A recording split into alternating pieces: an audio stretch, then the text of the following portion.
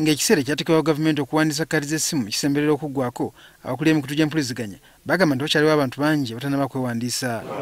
Bano olwaleero balabiseeko mu kakiiko ka palamenti akavunayizibwa ku by'empuliziganya nga bayikiddwa okubaako bye batangaaza. Abakulira kampuni ya Airtel be basoose okusinya ku ky'okwongezaayo okuwandiisa kaadi z'essimu. The government should also consider extending the deadline up to a time when NIRA shall have achieved at least 98% completion of issuance of national ID cards. Kampuni endala enzoogedde ku ky'okwongezaayo mubaddemu K2 Telecom, Africell Telecom nga bano bagamba nti wakyaliwo bannayuganda bangi abatanaba kwewandiisa.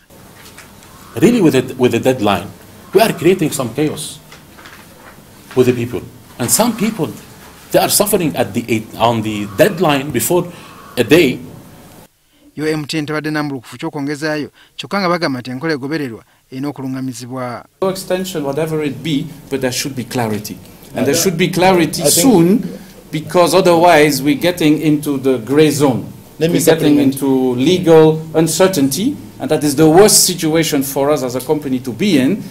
But have you been informing UCC about these challenges? It's a very touchy moment for Ugandans.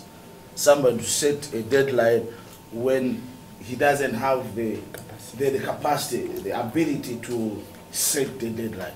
Mu nkola y'okuwandiisa essimu zino bannannyinizo kibakatako okuwaayo byonna ebibakwatako eri abo abawandiisa amasimu.